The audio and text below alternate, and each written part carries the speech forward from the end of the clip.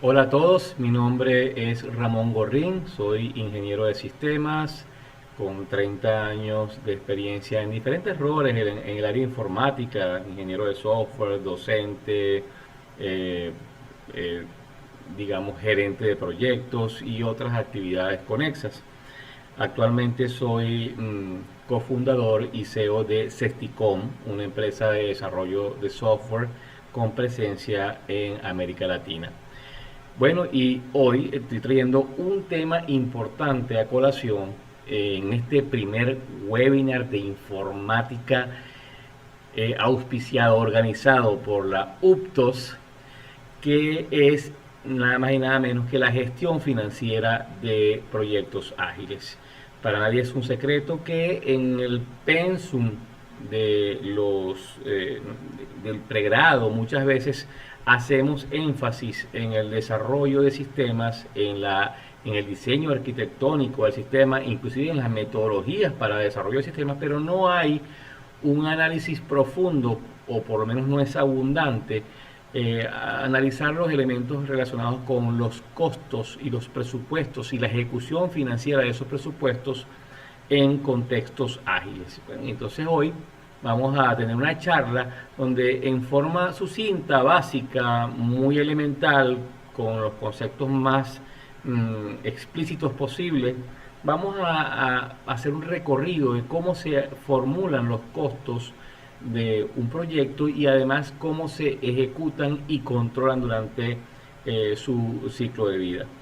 Eh, Vamos a empezar a hablar de algunos términos que tienen que ver con el contexto en el cual hacemos la formulación del proyecto y bueno, vamos a ir avanzando sobre el tema.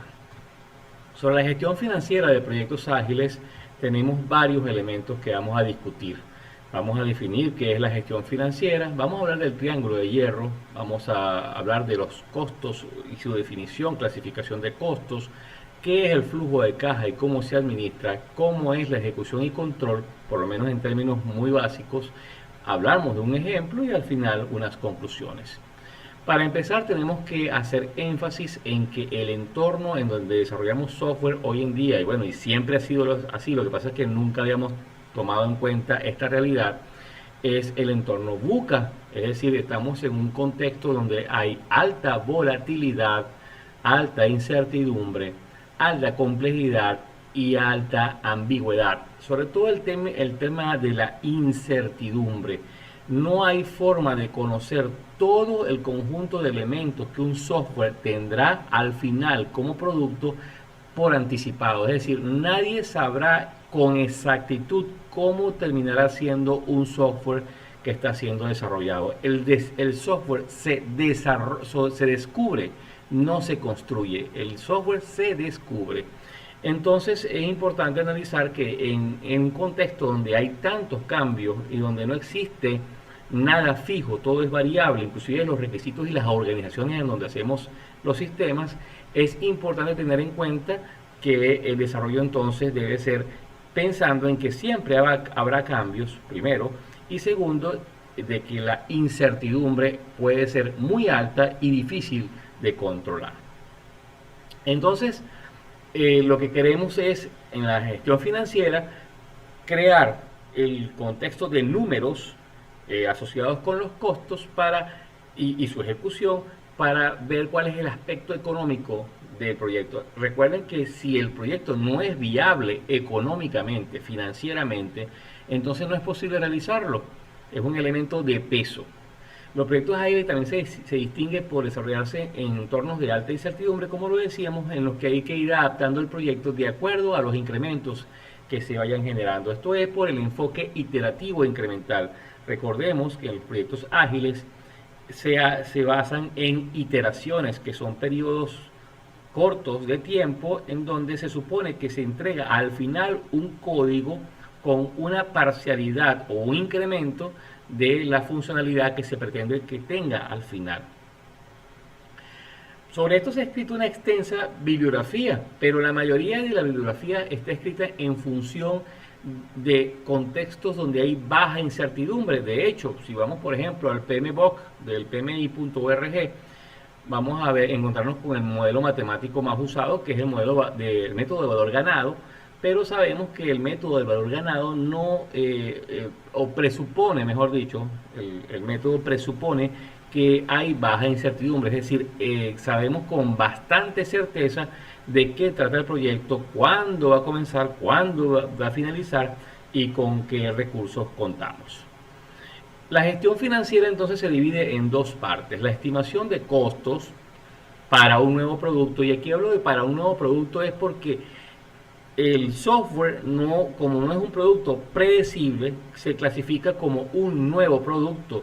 Es decir, yo hago una estimación que por más estricta, por más profunda que yo pretenda hacerla, nunca voy a hacerla con total exactitud, porque como les digo, es impredecible saber exactamente cómo será el producto final.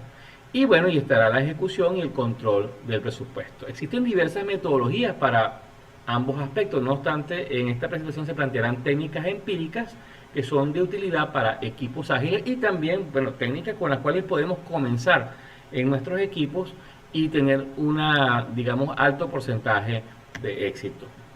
Hay que hacer énfasis en el triángulo de hierro. Esta es una definición en el mundo de la ingeniería del software que se refiere a los tres elementos que restringe todo proyecto de software.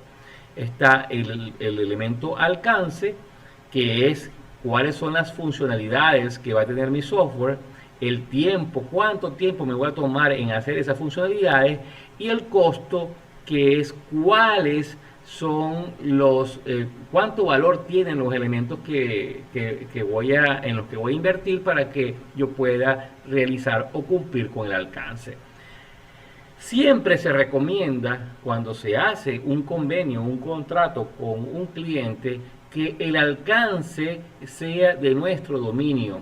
Es decir, que nosotros podamos proponer cuál es el alcance, de manera que el tiempo y el costo se deriven del alcance, pero sabiendo que el alcance está en nuestro poder. Si un cliente pretende, por ejemplo, decirnos que en 3 meses quieren que se le hagan 8 o 10 módulos y sabemos que eso no es posible, entonces ahí vamos a tener un problema con el triángulo de hierro, porque cada elemento en el que yo haga variación, por ejemplo, si yo varío el tiempo, lo reduzco, entonces eso me afecta el alcance y me afecta el costo. Si yo incremento el costo, probablemente tengo que modificar también el alcance y afecta el tiempo, y así hay un equilibrio que debe tomarse en cuenta. No obstante, en el contexto ágil de proyectos es importante centrarse en que el alcance debe tener bastante libertad, porque en los proyectos ágiles el centro está en la entrega de valor agregado al final de cada sprint. Lo que se pretende es entregar valor, que ese valor no, al final de un periodo de tiempo, no cumpla con todas las expectativas o todo lo que se planeaba que debería ser el software. Eso es una cosa que debe después convenirse, y ya después podemos hablar de cómo se plantean los contratos ágiles. Pero estos son los elementos principales en los cuales tenemos que tener mucho cuidado.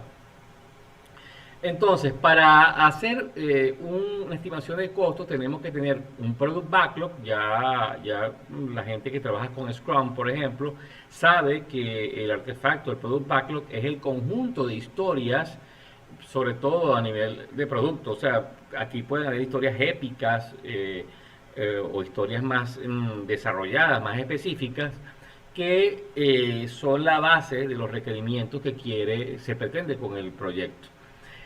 También sería bueno que en la organización podamos tener una información que es la velocidad promedio de quemado de las historias de usuarios según sus tipos. Es decir, que yo pueda consultar a proyectos anteriores y saber cuáles son las formas como mi equipo quema puntos, los puntos de historias de usuarios, ¿saben? ¿No? Esto es hablando también en el contexto de Scrum. Y por supuesto, esa ponderación debe estar presente para este proyecto nuevo. Tenemos que tener un equipo definido, idóneo.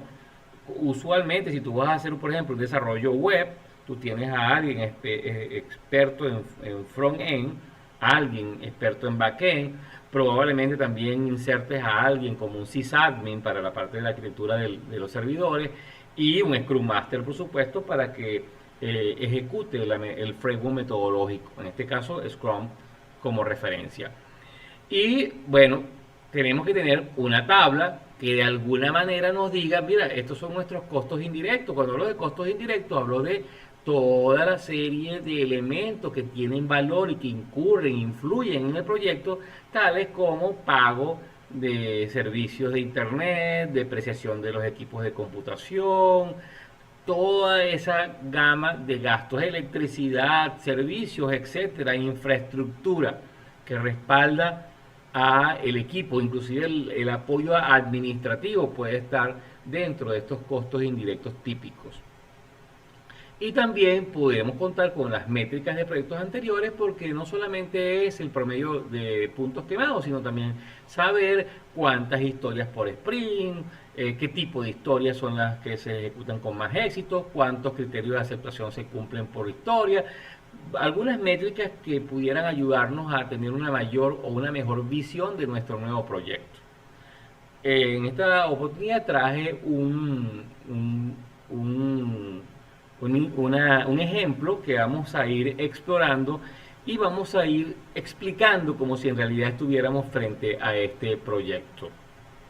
Aquí tenemos un caso de estudio de un pequeño sistema de agenda de contactos y citas. En este caso, coloqué apenas 4 historias de usuario, asumí que esas historias tienen estos criterios de aceptación. Aquí tenemos una historia de poder acceder a la aplicación, hacer login, gestionar los datos de mis contactos, quiero agendar la cita y además los reportes y las métricas asociadas a esas citas, y aquí están enumerados los criterios de aceptación. Para cada historia hay una ponderación, o sea, los puntos de historia que son, recuerden que en la reunión del Planning Meeting de Scrum se hace un consenso sobre la dificultad para hacer las pruebas, el grado de incertidumbre, el esfuerzo, el uso de las herramientas que corresponden para esa historia, y se le asigna un puntaje. Ese puntaje al final de historias me genera un total. En este caso tengo 2 historias que valen 8 puntos, 2 historias que valen 13 puntos para una suma de 42. Además, hago una estimación de las horas hombres que me hacen falta para poder ejecutar estas historias. Por cada historia tengo un conjunto de horas hombres, las cuantifico en función de las experiencias de mi equipo, y con eso ya tengo 2 elementos fundamentales. Tengo los puntos de historia en total y las horas hombres estimadas. Esto me va a servir a mí para saber o contextualizar cuál es la dificultad total del proyecto en términos de los puntos de historia, y también para yo ir acercándome también a los costos relacionados con las horas hombres del equipo. Una vez que tengo el backlog con los puntos de historia y las horas hombres, entonces paso a definir el team. En este caso, como es un desarrollo web, ¿okay? Puede ser o un desarrollo móvil, como quieran que ustedes lo coloquen. Vamos a corregir, vamos a colocar simplemente desarrollador, no vamos a colocar ninguna especificación.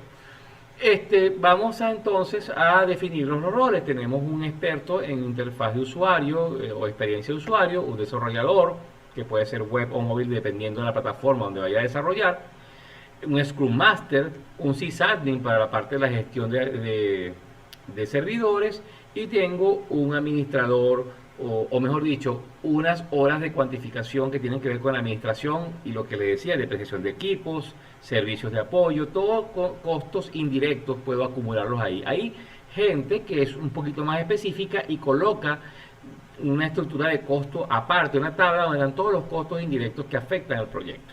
En este caso lo coloqué de una manera referencial, y aquí en la tabla estamos colocando cuántas personas por rol hay. En este caso son una persona por rol, y cuántas horas hombre por día dentro del proyecto ellas intervienen. En este caso el diseñador, 1 hora hombre por día, el desarrollador 8 horas hombre por día, el Scrum Master 5 horas hombre por día, el sysadmin 1, y bueno, y vamos asignándole 4 horas hombre por día a la parte de apoyo. Eso me lleva a cuantificar, si yo multiplico la cantidad, aquí tengo los días hábiles del mes que son 20.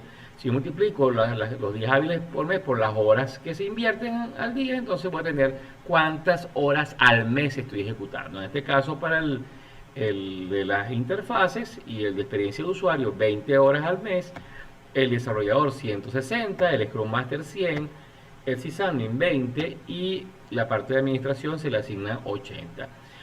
Le aplico una tarifa de costo, mi costo, o sea, lo que la empresa le paga a estas personas internamente, cuánto me cuesta, y en este caso le asigné figurativamente, dependiendo del país y del contexto y de muchas cosas.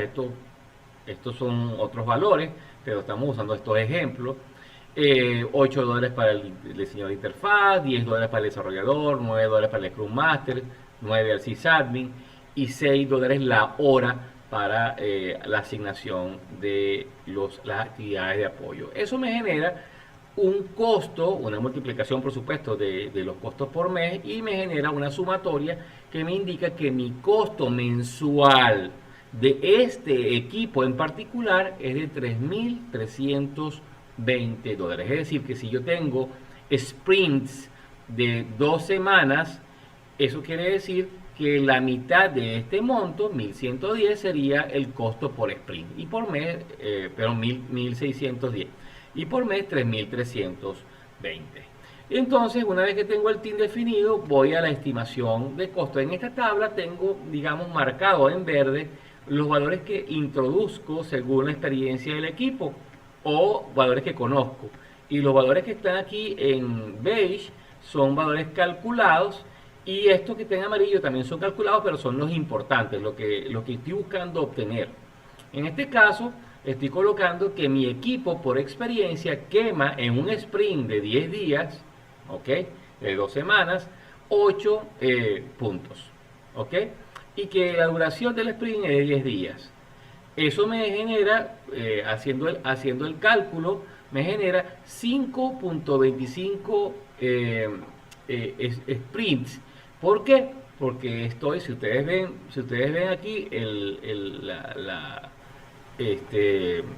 la fórmula, estoy trayéndome el monto, la cantidad de horas hombre, y lo estoy distribuyendo en la cantidad de sprints, y esto me da, o sea, en la duración total para poder quemar todos los puntos de las historias acumuladas, y esto me da 5.25.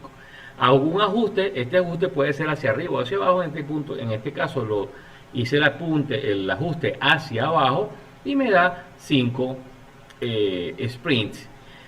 Cuando multiplico eso, la cantidad el número de sprints, si son 5, estamos hablando de 2 meses y medio. Si yo sé cuánto es el costo por sprint, entonces me da un costo del proyecto de 8.300. Recuerden que hemos dicho que era 1.660 el costo por sprint, porque la mensualidad está aquí en la parte de team, me está dando 3.320. Entonces el costo del proyecto me da 8.300, mi costo, el costo de la empresa. Aquí le aplicamos digamos, la utilidad del proyecto. En este caso, como ejemplo, apliqué un 30% de utilidad, dependiendo del contexto del proyecto y de otras cosas. Esto puede ser menos o más, solamente estoy usando esto como ejemplo. Y bueno, me da el precio de venta 11.857,14 para un margen de utilidad de 3.557. Aparte, puedo hacer una tabla donde están distribuidos los pagos que le voy a exigir al cliente, un anticipo y unos pagos por sprint, y al final en la entrega un monto superior. En este caso estoy pidiendo un anticipo de 1.500, cuotas de 2.000, y al final en la entrega 2.357,14 para poder alcanzar el monto total del proyecto. En esta pestaña o en esta hoja, aquí tengo los cálculos que estoy tratando de obtener para yo poder después hablar con el cliente. Y aquí yo también puedo jugar, porque entonces yo puedo ir aquí al Product Backlog, puedo modificar, agregar, quitar historias para poder suavizar los costos. Aquí puedo también hacer evaluación, si puedo agregar o quitar gente del equipo. Y eso me afecta este conjunto de fórmulas que me dan los resultados preliminares con los cuales yo voy a negociar. Ok, eso es en la parte de la formulación de los costos del proyecto. Ahora, para la parte de control, ejecución y control, yo hago lo que se denomina el flujo de caja. El flujo de caja es esta tabla que ustedes ven aquí. Como dijimos que eran 2 meses y medio, yo tengo, vamos a suponer que ejecutar este proyecto en los meses de febrero, marzo y parte de abril, la mitad de abril. Aquí están los costos que ya lo veremos, ya lo hemos calculado cuando hicimos aquí en la pestaña Team, ya tenemos ese costo. Y entonces lo que hago es que lo traigo para esta tabla y lo acumulo. Me dice que mi costo total del proyecto es 8.300. Sin embargo, en función de las cuotas que ya yo le impuse al cliente, en este caso este conjunto de cuotas, yo puedo saber cuánto es la cantidad de dinero que va a ingresar al proyecto en la medida que yo lo voy ejecutando. Aquí en el primer mes va a entrar el anticipo, ¿ok? Más el sprint 1 y el sprint 2. Aquí en la fórmula, como ustedes pueden ver, aparecen esos 3 montos. Y eso me obliga a generar lo que es el saldo acumulado. El saldo acumulado no es más que los ingresos versus los costos, o menos los costos, y me da un diferencial de 2.180 positivo. Nunca puede haber en un flujo de caja, a menos que tú quieras financiar de otros proyectos o de la empresa esa parte del proyecto, pero no es la idea, nunca debe haber un saldo negativo. O sea, nunca los ingresos pueden ser menores que tus costos en el flujo de caja. Para el segundo mes entra esta cantidad y para el tercer mes la cantidad de 2.357.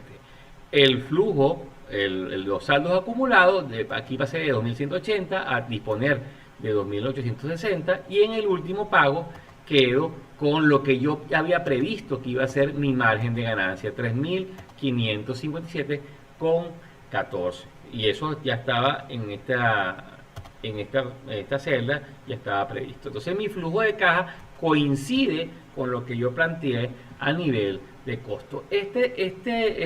Digamos, estas 4 pestañas, pues, hay realmente más cálculos involucrados, pero solamente estoy haciendo una descripción de la más básica, ¿ok? Entonces, en resumen, partimos desde el Product Backlog, ¿ok? Pasamos por el equipo, por el team, donde hacemos la asignación de los costos, y luego esta pestaña, que digamos que es la más importante, introduciendo los puntos quemados por sprint de mis experiencias anteriores y asignando la duración del sprint, obtengo lo que yo realmente estoy buscando, que son los costos, el precio de venta y el margen. Después acompaño esto con el flujo de caja para hacer la supervisión financiera de cómo se va a ejecutar este proyecto. Volviendo a la presentación,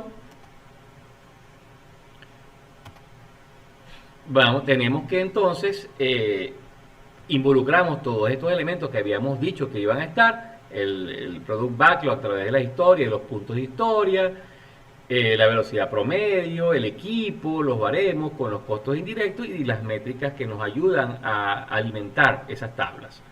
Entonces, al final, ¿cuáles son las conclusiones de esta pequeña explicación sobre las bases de la formulación de costo y ejecución financiera? Primero que nada, no existe tal cosa como alcance fijo. Cuando ustedes vayan a trabajar con el cliente, primero que nada hay que convencerlo de que los tiempos y los alcances fijos no existen.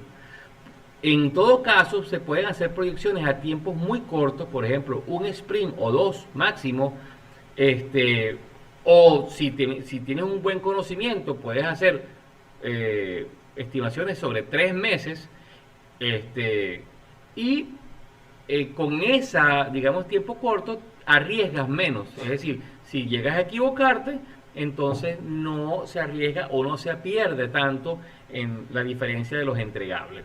¿Ok? Hay que advertirle al cliente que hay una alta incertidumbre. Es decir, estamos sujetos a algo que se llama el cono de la incertidumbre. No sé si ustedes han visto esa gráfica.